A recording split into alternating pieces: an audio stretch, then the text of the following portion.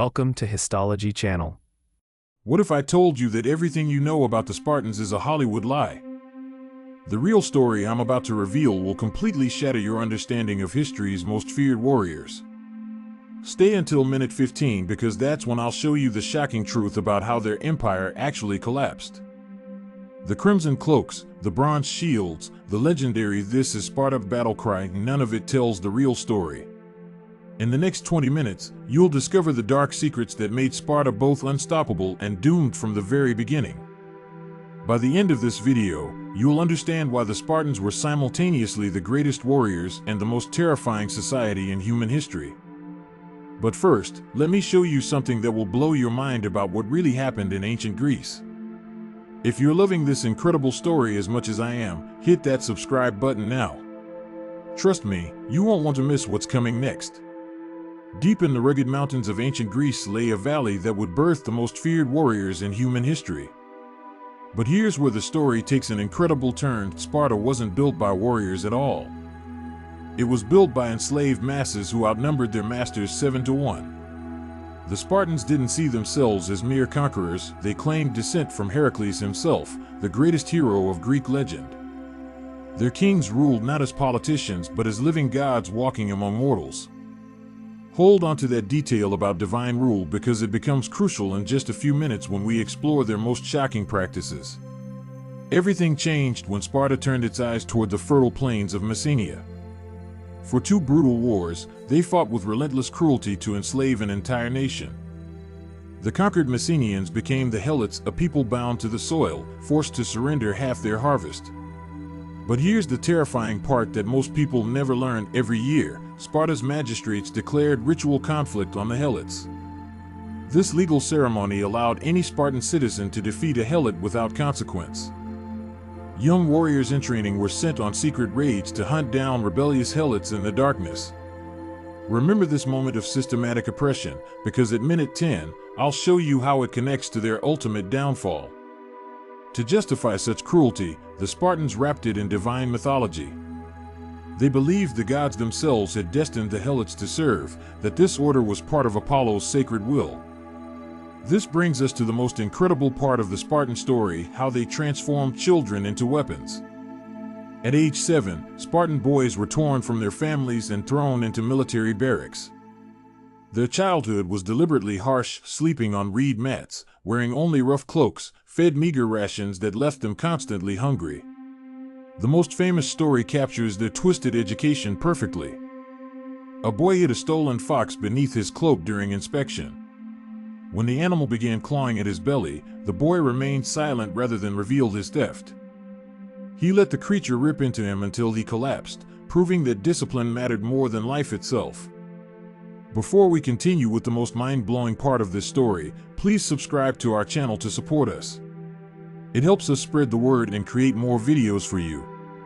Coming up, I'll reveal how this brutal training created warriors so feared that enemies fled at the sight of their crimson cloaks.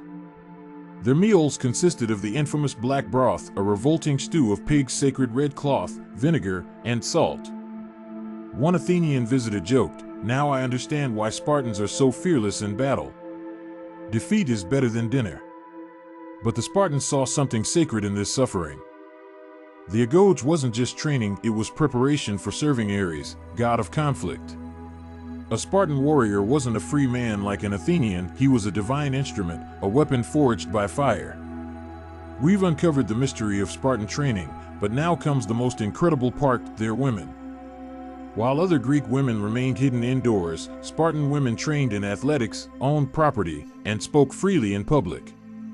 When asked why only Spartan women had such power over their men, one replied, "Because we are the only women who give birth to men." The most legendary saying was told to departing warriors, "Come back with your shield or on it." This is just the beginning. What happens next in their political system will shock you.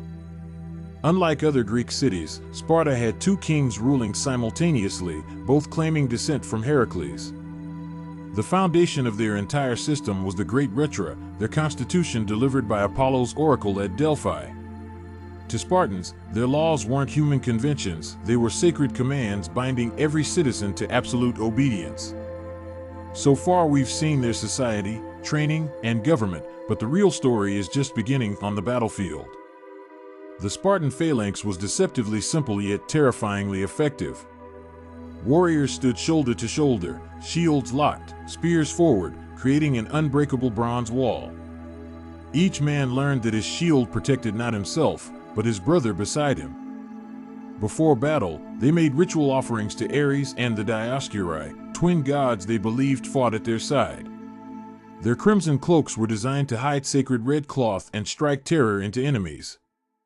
Before great battles, warriors combed and braided their long hair, declaring, "We are ready for defeat, and we will face it beautifully."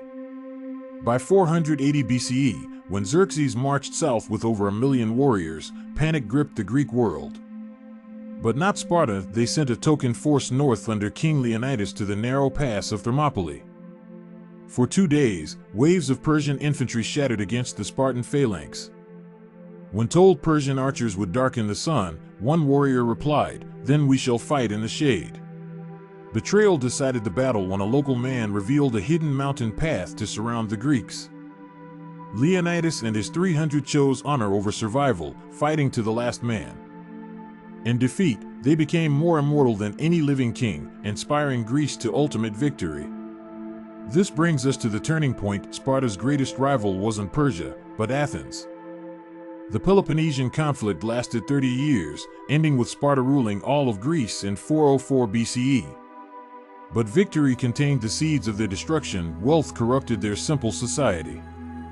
At the Battle of Leuctra in 371 BCE, the unthinkable happened. The legendary Spartan line broke for the first time.